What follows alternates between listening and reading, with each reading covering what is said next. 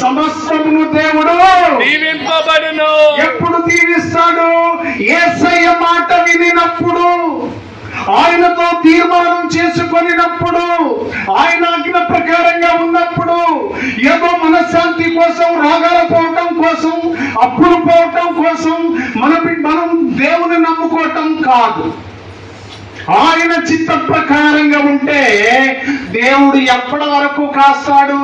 ఇది మొదలుకొని మనము ఆయనలో ఐక్యతమయ్యేంత వరకు దేవుడు కాస్తాడు. మన దేవుడు బాల్యం మొదలుకొని ముదిమి వరకు దేవుడు సంకనెత్తుకుని నడిపించే దేవుడు, నీ అవసరాలు తీర్చే దేవుడు, నీ శ్రమలు తీర్చే దేవుడు. కనుక ఆయన ఈ లోకానికి వచ్చిన దేవుడు దేవుని స్తోత్రం. హల్లెలూయా. దేవుడు ఎలా నడిపిస్తాడు? యెషయా 38వ అధ్యాయము, యెషయా 38వ అధ్యాయము మనము 15వ వచనములో మనము చూస్తే, నేనేమందును దేవునికి స్తోత్రం. ఆయన అంటాడు 38వ అధ్యాయము 15వ వచనం, నేనేమందును ఆయన నాకు మాట ఇచ్చెను. దేవుని స్తోత్రం. బైబిల్ వాక్యం ఏమంటుంది? నేనేమందును ఆయన నాకు మాట ఇచ్చెను. ఏమిచ్చాడు ఆయన? మాట ఇచ్చెను. మాట ఇచ్చెను. ఆయనే నెరవేర్చెను. నాకు కలిగిన స్తోత్రం. ఎవరు మాట ఇచ్చారు? ఎవరికి ఇచ్చారంటే మోషే అహరోనులతో ఈ సంవత్సరం గురించి మాట్లాడిన దేవుడు ఏమిచ్చాడు? నీకేమిచ్చాడు? అదే మాట ఈ రోజున నీకు, నాకు, మనందరికీ ఇస్తూ ఉన్నాడు. ఏమంటాడు ఆయన? నేనేమందును ఆయన నాకు మాట ఇచ్చెను. ఆయన నెరవేర్చెను. ఆయన నాకు మాట ఇచ్చాడు గనుక ఈ సంవత్సరంలో వాగ్దానం చేసిన దేవుడు దాన్ని నెరవేర్చుతాడు. నమ్ముతున్నావా? విశ్వసిస్తున్నావా? దేవుని యందు ఏ ఆలోచనతో ఉన్నావు? ఏ తలంపుతో ఉన్నావు? ఏ సావాసంతో ఉండాలని, ఎలాంటి జీవితం జీవించాలని, ఎలాంటి బ్రతుకు ఫలించాలని దేవుని దగ్గర తీర్మానం చేసుకున్నావు? దేవుడు నీకేం వాగ్దానం ఇచ్చాడు? ఏ మాట ఇచ్చాడు? నేనేమందును ఆయన నాకు మాట ఇచ్చెను. ఆయనే నెరవేర్చెను. నాకు కలిగిన వ్యాకులమును బట్టి నా సంవత్సరములనియు నేను మెల్లగా నడుచుకొందును. నా వ్యాకులమును, నా చింతను, నా వేదనను తీసివేసి ఈ సంవత్సర కాలం అంతా కూడా నిన్ను నెమ్మదితోను సమాధానముతోను మెల్లగా నడిపిస్తానని మాట ఇచ్చిన దేవుడు. వేదన ఉంటుందంటారా? దుఃఖం ఉంటుందంటారా? కన్నీరు విడవటం ఉంటుందంటారా? శ్రమలు ఉంటాయా? సమస్యలు ఉంటాయా? నీ నిర్ణయాన్ని బట్టి, నీ తీర్పును బట్టి, నీ ఉద్దేశమును బట్టి దేవుడు కార్యము చేస్తానని మాట ఆనాడు ఎవరితో? మోషే అహరోనులతో మాట్లాడిన దేవుడు ఈ రోజున వాక్యం ద్వారా నీతో, నాతో, మనందరితో మాట్లాడుతున్నా దేవుడు ఏం చేస్తాడు? ఎలా చేస్తాడు? దేవుని స్తోత్రం. దేవుడు వాగ్దానం చేసిన దేవుడు. దేవుని స్తోత్రం. బైబిల్ వాక్యం అంటుంది, యోవేలు 2వ అధ్యాయము 24వ వచనములో మనము చూస్తే, కొట్లు ధాన్యముతో నిండును, కొత్త ద్రాక్షారసము, కొత్త తైలమును గానుగులకు పైగా పొర్లి పారును. దేవుడు ఏం చేస్తాడు ఈ సంవత్సరం?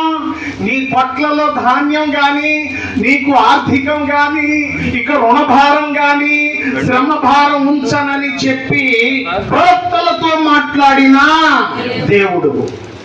ఇవాళ నీతో నాతో మాట్లాడుతున్నవాడు, గడిచిన సంవత్సర కాలం అంతయు కాచినవాడు, 2025 అంతయు కూడా నిన్ను కాచి సమృద్ధి పరిచే దేవుడు, కార్యము నెరవేర్చే దేవుడు.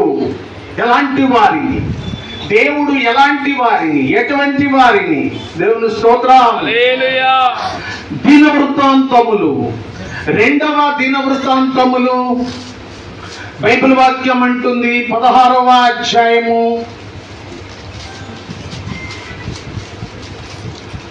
మనము 9వ వచనములో మనం చూస్తే,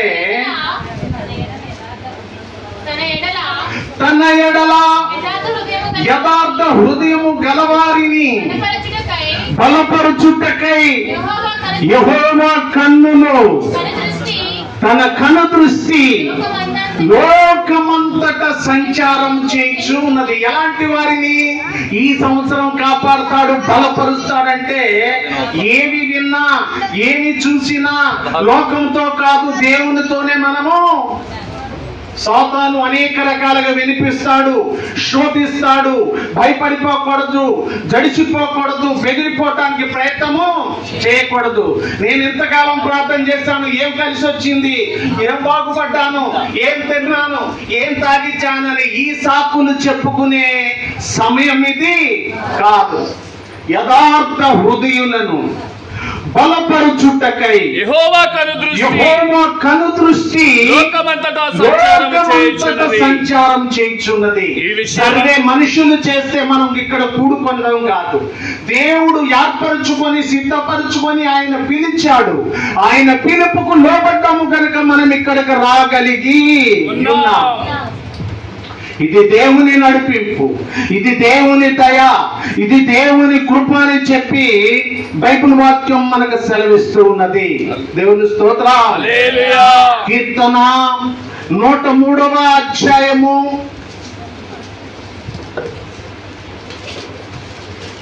కీర్తన 103వ అధ్యాయము మనం 13వ వచనములో మనం చూస్తే, తండ్రి తన కుమారుని ఎడల జాలిపడునట్లు యెహోవా తన యందు భయభక్తులు గలవారి ఎడల జాలిపడును. ఎవరు జాలి పడతాడు? బిడ్డ ఎలాంటి వాడైనా, వాడి ప్రవర్తన ఏ రకంగా ఉన్నా, జన్మనిచ్చిన తల్లి తండ్రులు వాని నిండా జాలి పడతారు. నిన్ను అరిచేతుల్లో చెక్కుకొనిన వాడు, నిన్ను ఏర్పరిచిన వాడు, తన స్వరూపంలో నిన్ను సృజించిన వాడు చెప్పు మాట ఏది అంటే, తండ్రి తన కుమారుడి ఎడల జాలిపడునట్లు యెహోవా తన యందు భయభక్తులు గలవారి ఎడల జాలిపడును. ఆయన దయగల దేవుడు, కనికరము గల దేవుడు, కార్యము చేసే దేవుడు. ఇప్పటి వరకు నీ ప్రవర్తన, నీ నడవడిక ఒకవేళ ఆయనకి, నీ దృష్టికి విరోధముగా, వ్యతిరేకంగా ఉన్న క్షమించే స్వభావం ఎవరికి ఉందంటే యేసయ్యకే. ప్రేమించే స్వభావం ఎవరికి ఉందంటే యేసయ్యకే. దేవుని స్తోత్రం. ఆయన కృప చూసి నడిపించే దేవుడు. తల్లిదండ్రుల కాపుదల ఎంతవరకు ఉంటది? గుమ్మం దాటి ఆ మూల తిరిగి ఎంతవరకే ఉంటది వాళ్ళ కనుదృష్టి. కానీ యేసయ్య కనుదృష్టి ఈ సంవత్సరం మొదలుకొని సంవత్సరం అంతం వరకు కూడా వెళుతున్న ప్రతి స్థలంలో నిన్ను చూస్తూనే ఉంటాడు, నిన్ను గమనిస్తూనే ఉంటాడు, నిన్ను కాపు కాస్తానే ఉంటాడు. ప్రతి దినము నిన్ను ఆయుష్తో మేలు కొలిపేది ఎవరంటే యేసయ్యే. రోగాల బారి నుండి, శ్రమల బారి నుండి, సమస్యల బారి నుండి విడుదల దయచేసే దేవుడు. తండ్రి తన కుమారుని ఎడల జాలిపడునట్లు యెహోవా ఎలాంటి వారిని? భయము భక్తి గలవారి ఎడల జాలిపడును. దేవుని స్తోత్రం. ఎలాంటి ప్రార్థన చేస్తున్నావు? ముఖస్థుతి కోసం చేస్తున్నావా? అవసరాల కోసమే చేస్తున్నావా? దేని కోసం చేస్తున్నావు? దేవుని స్తోత్రం. దేవుని చిత్తాన్ని బట్టి, దేవుని కృపను బట్టి మనం ప్రార్థన చేయనప్పుడు దేవుడు కార్యము చేసే దేవుడు. దావీదు రాసిన కీర్తన 92వ అధ్యాయము 13వ వచనములో మనం చూస్తే, యెహోవా మందిరములో నాటబడిన వారై వారు మన దేవుని ఆవరణములో వర్ధిల్లుదురు. ఎలాగుండాలట? దేవుని మందిరములో కీర్తనాకారుడు అంటాడు, నాటబడాలి, స్థిరంగా ఉండాలి, స్థిరస్థంగా. దేనికి ప్రాధాన్యత ఇస్తున్నావా? పనికి ప్రాధాన్యత ఇస్తున్నావా? ప్రార్థనకు ప్రాధాన్యత ఇస్తున్నావా? వాక్యానికి ప్రాధాన్యత ఇస్తున్నావా? దేనికి ప్రాధాన్యత ఇస్తున్నావా? మనం దేవునికి ప్రాధాన్యత ఇవ్వాలి. ఆయన అంటాడు, నీవు నా పని చేస్తే నేను నీ పని చేస్తాను. నీవు నా కొరకు ప్రయాస పడితే నేను నీ కొరకు ప్రయాస పడతాను. నీ సమస్యలు సాల్వ్ చేసే దేవుడు, నీ స్థితిని మార్చే దేవుడు, నిన్ను సమాధానపరిచే దేవుడు. యెహోవా మందిరములో నాటబడిన వారై వారు మన దేవుని ఆవరణములో వర్ధిల్లుదురు. ఈ మందిరము నీకు తోడుగా ఉంటుంది. దీవెనలు ఎక్కడి నుండి వస్తాయంటే యెహోవా మందిరము నుండి వస్తాయి. ప్రార్థన మానేస్తే ఏమొస్తాయి? శ్రమలు వస్తాయి, సమస్యలు వస్తాయి. దేవుని స్తోత్రం. రోజు ఎన్న వాక్యమేగా, రోజు చేసే ప్రార్థనే కదా అని మానేసి నువ్వు ఇంటి దగ్గర ఉంటే దరిద్రము ఎలా వస్తుందట? దోపిడిగాడు వచ్చినట్లుగా. ప్రార్థన ఇదివరకున్న ఉత్సాహము లేదు, ఇదివరకున్న పట్టుదల లేదు. ప్రార్థన చేద్దామంటే రావటం లేదు, అడుగుదామన్నా మనస్కరించటము లేదు. దేనికి చోటిచ్చావు? దేనికి ప్రాధాన్యత ఇచ్చావు?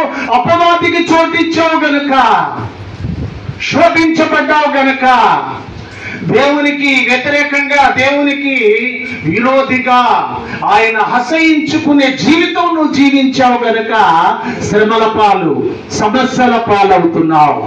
దేవుని స్తోత్రం.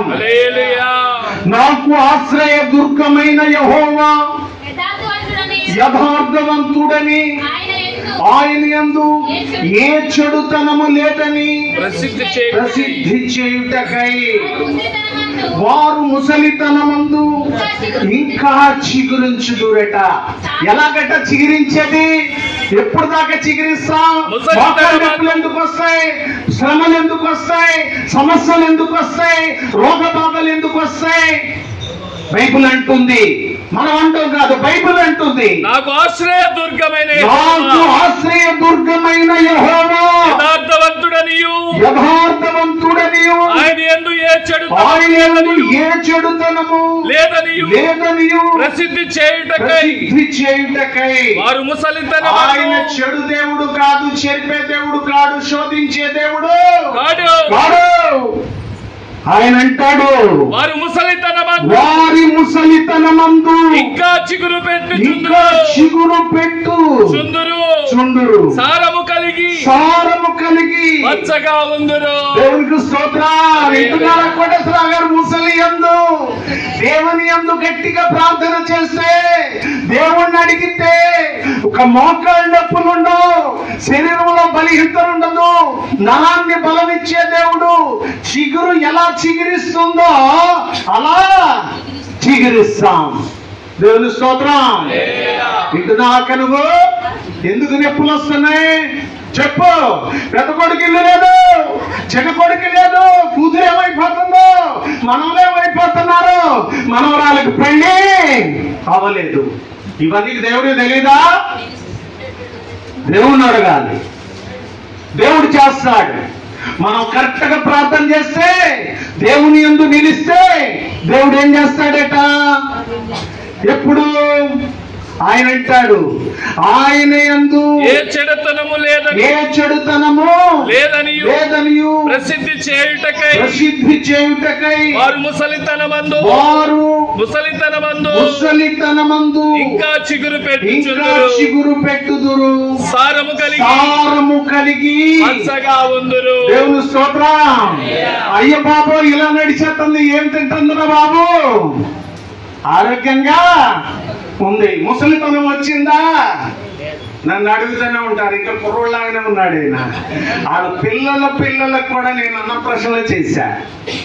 దేవుని స్తోత్రం. వాడి తండ్రికి చేశా, ఆడి కొడుక్కి చేశా, ఆ తండ్రికి పెళ్లి చేశా, ఆ కొడుకు పెళ్లి దగ్గర నుండి జరిపించా.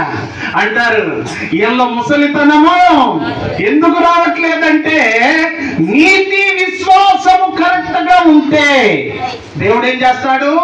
శక్తినిస్తాడు, సారమునిస్తాడు, చిగురించగలిగే శక్తిని నూతన సంవత్సరంలో మనకు అనుగ్రహించే దేవుడు.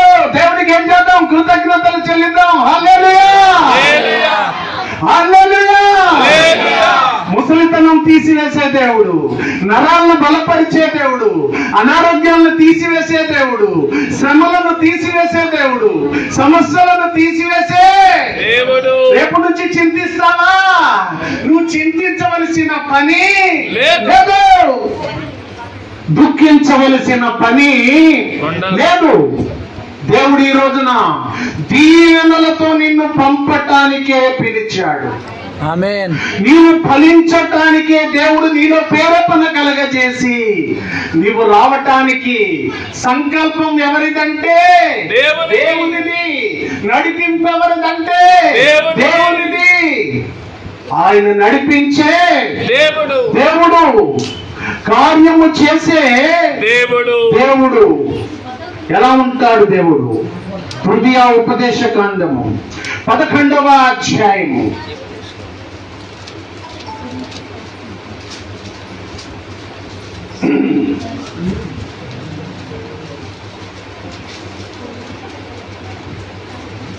చదువున్నాను. 11-12. అది ఆకాశ జల త్రాగును, దేవుడైన యెహోవా లక్ష్యపెట్టు దేశము. నీ దేవుడైన యెహోవా కన్నులు ఈ సంవత్సరాది మొదలుకొని సంవత్సరం అంతం వరకు ఎల్లప్పుడూ దాని మీదనే ఉండును. దేవుడు ఈ సంవత్సరం మొదలుకొని సంవత్సరం అంతం వరకు మనుషుల చూపు మారవచ్చును, మనుషుల హృదయాలు మారవచ్చును, బంధువులు మారిపోవచ్చును, స్నేహితులు మారిపోవచ్చును, సంఘస్థులు మారిపోవచ్చును, బిడ్డలు మారిపోవచ్చును. కానీ దేవుడు మార్పు చెందని దేవుడు. నిన్ను చూస్తూనే ఉంటాడు, నిన్ను గమనిస్తూనే ఉంటాడు. దేవుని స్తోత్రం. దేవుడు ఏం చేస్తాడు? చదువు. అది ఆకాశ వర్ష జలము త్రాగును. అది నీ దేవుడైన యెహోవా లక్ష్యపెట్టు దేశము. నీ దేవుడైన యెహోవా కన్నులు సంవత్సరాది మొదలుకొని సంవత్సరాంతము వరకు ఎల్లప్పుడు దాని మీద నుండును. కాబట్టి మీ పూర్ణ హృదయముతోను మీ పూర్ణ ఆత్మతోను మీ దేవుడైన యెహోవాను ప్రేమించిన ఎడల, ఆయనను సేవించిన ఎడల నేను నీకిచ్చుచున్న ఆజ్ఞలను మీరు జాగ్రత్తగా వినిన ఎడల దేశమునకు ఏం చేయాలి? ఏం మాట్లాడుతున్నాడో జాగ్రత్తగా ఉండాలి, జాగ్రత్తగా వినాలి. దేవుడిని వినిన వారి ప్రతి ఒక్కరిని కూడా దేవుడు బలపరిచే దేవుడు, కార్యము చేసే దేవుడు. సమస్త కార్యాలు నెరవేర్చే శక్తి ఏ నామానికి ఉంది అంటే యేసు నామానికి. దేవుని స్తోత్రం. కొరింథీయులకు రాసిన పత్రిక, 2 కొరింథీయులకు రాసిన పత్రిక 5వ అధ్యాయము 17వ వచనములో మనం చూస్తే నేర్చబడిపోయా కాగా ఎవడైనను క్రీస్తునందున్న ఎడల వాడు నూతన సృష్టియు, పాతవి గతించెను, ఇదిగో క్రొత్తవాయెను, సమస్తమును దేవుని వలనైనవి, దేవుని వలనైనది. ఆయన మనలను క్రీస్తు ద్వారా సమాధానపరచుకొని దేవునికి స్తోత్రం. దేవుడు ఏం చేస్తాడు? బైబిల్ వాక్యం అంటుంది, కాగా ఎవడైనను క్రీస్తునందున్న ఎడల వాడు నూతన సృష్టియు, పాతవి గతించెను, ఇదిగో క్రొత్తవి. నీ పాత జీవితాన్ని తీసివేయటానికి, నీ పాత అలవాట్లు తీసివేయటానికి, నీలో ఉన్నటువంటి చెడు అంతటిని తీసివేసి నీకు నూతన జన్మను, నూతనమైన కృపను ఇవ్వడానికి ఆయన ఈ లోకానికి వచ్చిన దేవుడు సమస్తమును దేవుని వలనైనవి. ఆయన మనలను క్రీస్తు ద్వారా తనతో సమాధానపరచుకొని ఆ సమాధానపరచు పరిచర్యను మనకు అనుగ్రహించెను. సమాధానపరచటానికి, నిన్ను బలపరచటానికి, ఆ సమాధానమైన కృపనివ్వటానికే దేవుడు నిన్ను పిలిచాడు. దాన్ని అనుగ్రహించే దేవుడు, కృప చూపించే దేవుడు. ఇదిగో ఏమంటాడు ఆయన? కాగా ఎవడైనను క్రీస్తునందున్న ఎడల, ఎవరి యందుంటే నూతనమైనవి చూడగలుగుతావు. ఎప్పుడు చూడనటువంటివి, ఎప్పుడు విననటువంటివి, నీ జీవితంలో కనివిని ఎరిగినటువంటి కార్యమును చేస్తానని పౌలు ద్వారా మాట్లాడుతున్నా దేవుడు. ఈ సంవత్సరం ఎలా ఉంటదంటే వర్ణింప శక్యం కాని విధంగా ఉంటుంది. ఏం కలిగి ఉండాలి? భయము కలిగి ఉండాలి, భక్తి కలిగి ఉండాలి, అన్నిట్లో నిర్లక్ష్యం కలిగి ఉండాలట. గాని దేవుని విషయంలో ఆసక్తి కలిగి ఉండాలి, తాపత్రయం కలిగి ఉండాలి, ఉద్యమం కలిగి ఉండాలి, ఉత్సాహము కలిగి ఉండాలి. ఈ ఉన్నప్పుడు దేవుడు ఏం చేస్తాడు? నూతనమైనవి, మన ఎదుగుదల, మన జీవితం అందరూ చూసి ఆశ్చర్యపడే రీతిలో ఉండాలి. నిన్నటిదాకా ఏదో ఉన్నాడు కానీ ఇప్పుడు తీశాడురా, ఎక్కడెక్కడ దాచాడో కానీ ఇదంతా నమ్మశక్యము కానిది. లోకం ఏమంటారు? దాసి దాసి ఒక్కసారే తీశాడు. ఇది రియల్ గా నేను అనుభవించాను. దేవుని స్తోత్రం. అది మన దగ్గర ఉన్నాయో లేదో దేవుడికి తెలుసు, కానీ దేవుడే ఇచ్చాడు. దేవుడు దాచుకొని ఉన్నాడు, దేవుడే ఇచ్చాడు, దేవుడే కార్యము నెరవేరుస్తున్నాడు. దేవుని స్తోత్రం. దేవుడు మమ్మల్ని ఆశీర్వదించి ఏం చేశాడు? ఎన్ని ఇళ్ళు ఇచ్చాడు వెంకటరత్నం గారు? 3 ఇళ్ళు. ఒక ఇల్లు కట్టడానికి, ఒక పెళ్లి చేయటానికి సతమతం అవుతాం. కానీ దేవుడు మా బాబు అన్నాడు, రూపాయి పూజ చేసి అవన్నీ అందులోనే దాచి మెల్లగా ఈయన చేస్తానే ఉన్నాడు. మనం ఏడితే వచ్చేవి కావు, దాస్తే వచ్చేవి కావు. దేవుడు చెప్పాడు, ఆయన చెప్పాడు, నువ్వు పునాది వేయమని చెప్పాడు. పరిశుద్ధ పట్టణం యొక్క పునాదుల కొరకు అబ్రహాము ఎదురు చూసినట్లుగా నేను దేవుని దగ్గర అడిగాను, ప్రభువా నా బిడ్డలకు గృహము లేదు, గృహాన్ని ఇవ్వు నాయన. నువ్వు దావీదు ఇంటిని అడిగినప్పుడు ఎబ్రోన్లో ఇస్తానని నువ్వు ఇచ్చావు, మాకు ఎక్కడ ఇస్తావు? ఏ స్థలంలో ఇస్తావు? స్థలం అయితే అక్కడ లేదు, కానీ గవర్నమెంట్ మారిపోగానే అందరికి ఇచ్చాడు. తర్వాత నాకు కూడా ఇచ్చాడు. వెంటనే 10 నిమిషాల్లో అది వినపడగానే పొక్కలను తెచ్చేసాం, పగలగొట్టి ఇచ్చేసాము. వెంటనే మొదలు పెట్టాము. అది ఎలా కట్టబడిందో కూడా తెలియదు. కానీ అప్పుడప్పుడు మా సేత అనుకుంటాడు, మా అయ్యగారి దగ్గర మాత్రము ఈయన నిజం చెప్పడు కానీ అసలు ఈ చేసే పనులకి ఈయనకు సంబంధమే లేదు. మాటలైతే పేద మాటలు మాట్లాడతాడు, పనులైతే మాత్రం అన్ని కూడా కోటీశ్వరుడు చేసే పనులే చేస్తాడు. కానీ నాకంటే, నేను చెప్పు మాటల కంటే, నేను నమ్మిన వాడు, నన్ను వాగ్దానం చేసిన వాడు, ఆశీర్వదించిన వాడు కోటీశ్వరుడు కంటే గొప్పవాడు. దేవుని స్తోత్రం. హల్లెలూయా. దేవుడు సొలొమోనును ఆశీర్వదించినట్లుగా, యేపును ఆశీర్వదించినట్లుగా, గత ప్రవక్తలను ఆశీర్వదించినట్లుగా ఆయన నన్ను ఆశీర్వదించాడు. దేవుని స్తోత్రం. హల్లెలూయా. దేవుడు కార్యము చేస్తాడు. ప్రార్థన చేయాలి, చోలిపోకూడదు, తొట్టిల్లకూడదు. సమస్యలు వస్తాయి, శ్రమలు వస్తాయి, అయినా కానీ మనం సోలిపోకుండా ఉన్నప్పుడు దేవుడు కార్యము చేస్తాడు.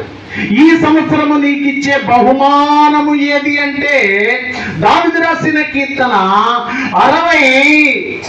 65వ అధ్యాయము 11వ వచనములో మనము చూస్తే, ఈ సంవత్సరమును నీ దయా కిరీటము దేవునికి స్తోత్రం. ఏమంటాడు? ఈ సంవత్సరం దేవుడు ఏమి ఇచ్చాడన్నాడు? దయా కిరీటమును నాకు ధరింపచేసి ఉన్నావు. స్తోత్రం. దావీదు భక్తుడు అంటాడు, ఈ సంవత్సరము నీ దయా కిరీటమును ధరింపచేసి ఉన్నావు. నీ జాడలు సారము వెదజల్లుచున్నవి. అడవి బీడులు సారము చిలికించుచున్నవి. కొండలు ఆనందముతో నడికట్టుగా ధరించుకొని ఉన్నవి. పచ్చిక పట్లు మండలను వస్త్రము వలె ధరించి ఉన్నవి. లోయలు సస్యములతో కప్పబడి ఉన్నవి. అన్నియు సంతోషము చేయుచున్నవి. అన్నియు గానము చేయుచున్నవి. దేవుని స్తోత్రం. ఆయన దయా కిరీటమును నీకు ధరింప చేస్తున్న దేవుడు. ఎలా ఉంటావు? ఎలా ఆశీర్వదిస్తాడు దేవుడు? దావీదును అడుగుతున్నాడు. దావీదుతో దేవుడు మాట్లాడుచున్నాడు. నీ జాడలు సారము వెదజల్లుతున్నాయి. నీ జాడలు నువ్వు అడిగెక్కడైతే పెడతావో, దేవుని గురించి అయితే ఎక్కువగా ఆలోచించి దేవుని చిత్తానికి అప్పగిస్తున్నావో ఏమవుతుంది? నిస్సారము కాదు, సారమును వెదజల్లుచున్నవి. దేవుని స్తోత్రం. సారమును వెదజల్లుచున్నవి. అడవి బీడులు సారము చిలకరించుచున్నవి. కొండలు ఆనందమును నడికట్టుగా ధరించుకొని ఉన్నవి. పచ్చిక పట్లు మండలను వస్త్రము వలె ధరించుకొనుచున్నవి. లోయలు ఆయన ప్రకృతిని గురించి, సృష్టిని గురించి మాట్లాడుతున్నా దేవుడు నిన్ను కూడా అదే స్థితిలో ఉంచటానికి దేవుడు ఇష్టపడుతున్నాడు. నువ్వు ఇష్టపడుతున్నావా? నువ్వు ఆశపడుతున్నావా? దేవుని కృప కొరకు ఎదురు చూస్తున్నావా? నీ జీవితంలో దేవుడు కార్యము నెరవేర్చుతాడు. దేవుని స్తోత్రం. బైబిల్ వాక్యం అంటుంది, ఏమంటుంది? అన్ని సంతోషాన్ని చేయుచున్నవి, అన్ని గానము చేయుచున్నవి. దేవుణ్ణి స్మరించు. నీకు ఆనందమును, సంతోషమును, ఉత్సాహమును, ఉజ్జీవమును ఆత్మీయంగా. ఒకవేళ వయసు అయిపోయిందని నిరాశ చెందుతున్నావా? దేవుడు ఏం చేస్తాడు? చిగిరింప నరాలకు బలమునిస్తాడు, సారాన్ని ఇస్తాడు. ఎలా చేస్తాడు? మరలా శక్తితో నడిపిస్తాడు. దేవుని స్తోత్రం. దేవుని చిత్తానికి అప్పగించుకొని దేవునికి కృతజ్ఞతలు చెల్లించున్నప్పుడు దేవుడు సమస్త కార్యాలు నెరవేరుస్తాడు.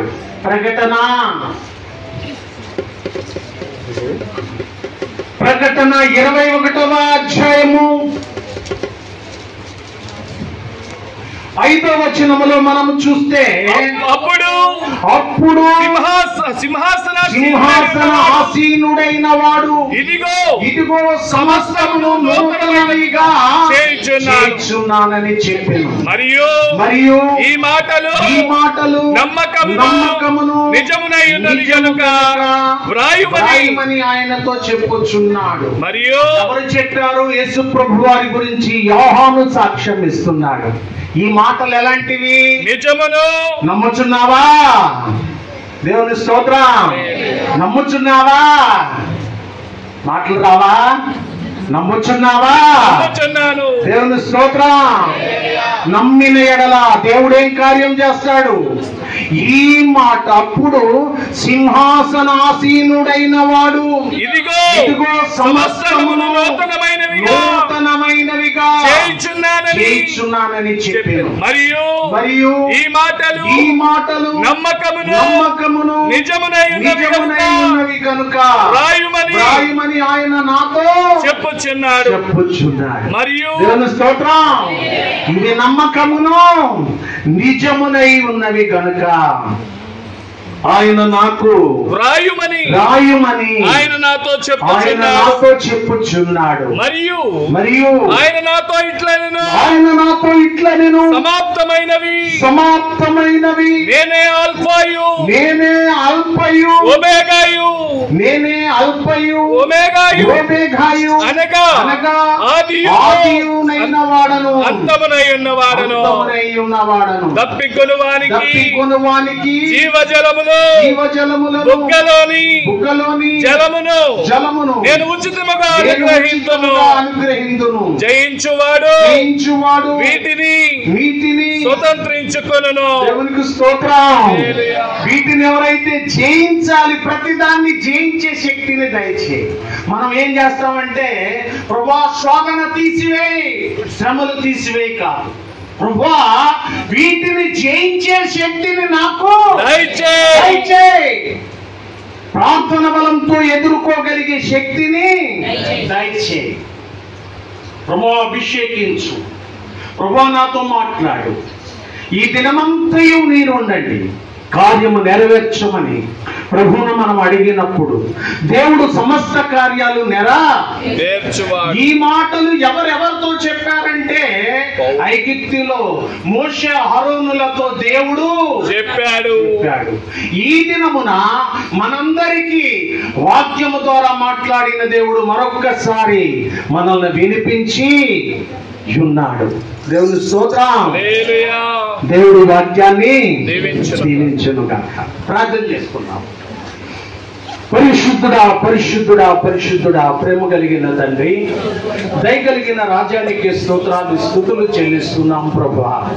ఇంతవరకు నాయన నూతన సంవత్సరముల గురించి, నూతన సృష్టి గురించి, నూతన ఆత్మ గురించి మీరు వాక్యం ద్వారా మాట్లాడారు. మా హృదయాలను, మా తలంపులను కదిలించే రీతిలో మీరు మాట్లాడారు. అవును ప్రభువా, ఈ 2020 అంతయు మీరు తోడుగా ఉండి కార్యములు జరిగించండి తండ్రి. అయ్యా, నీ ప్రియులు ఏ విషయంలో అయితే పొదవ కలిగి ఉన్నారో, కొరత కలిగి ఉన్నారో, శ్రమ కలిగి ఉన్నారో, సమస్యలు కలిగి ఉన్నారో ప్రభువా విడుదల దాయిచేయండి నాయన. రోగ పీడితులైతే విడుదల దాయిచేయండి, స్వస్థతనివ్వండి, వీరత్వంతో కడగండి ప్రభువా. ఏడంతులు ఆత్మతో నింపబడినట్లుగా కృపను దాయిచేయండి. మహిమ కలిగిన రాజా, ప్రేమ కలిగిన తండ్రి నీకే స్తోత్రాలు ప్రభువా. అయ్యా, వాక్యమైన విందులో ఉన్నారు ప్రభువా నాయన, నీ దాసులు ప్రియులు ప్రభువా నాయన. వెంకటరత్నం గారిని, రామకృష్ణను మీరు ఆశీర్వదించి నాయన సిద్ధపరిచిన ప్రాంవిందును కూడా మీరు ఆశీర్వదించండి. ఆ ప్రాంవిందులో పాల్గొనినటువంటి సంఘస్థులను, ప్రతి బిడ్డను మీరు ఆశీర్వదించండి. ఎవరు ఏ ఆర్థిక పరిస్థితుల నుండి గుప్పిళ్ళిప్పి ఉన్నారో ప్రభా, తిరిగి అది మరలా తిరిగి ప్రభా నూరంతలుగా దీనంతలుగా ఫలింప చేయటానికి కృప దాయిచేయండి తండ్రి. దయగలిగిన రాజా, ప్రేమ కలిగిన తండ్రి నీకే స్తోత్రాలు ప్రభా.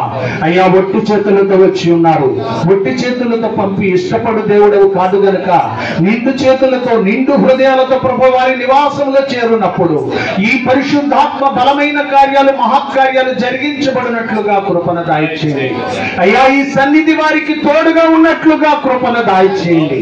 అయ్యా, పేతురు పక్క తట్టి నడిపించినప్పుడు గవిని తలుపులు తనంతట తానే తెరవబడినట్లుగా ప్రభా అయ్యా, నీ స్పర్శ వలన, నీ దర్శనం వలన ప్రభా ప్రతి బిడ్డ పునీతులగునట్లుగా కృపను అనుగ్రహించమని, దీవించి ఆశీర్వదించమని, ప్రేమించి కరుణించి కాపాడమని, అంగీకరించమని ప్రభునామం పేరిట ప్రార్థిస్తున్నాం తండ్రి. మన ప్రభు అయిన యేసుక్రీస్తు కృప, దేవుని ప్రేమ, పరిశుద్ధాత్మ యొక్క అన్యోన్య సహవాసమును కూడి ఉన్న ఈ బిడ్డలకు, ఈ సంఘానికి సదా తోడై ఉండును గాక. ఆమేన్. ఆమేన్.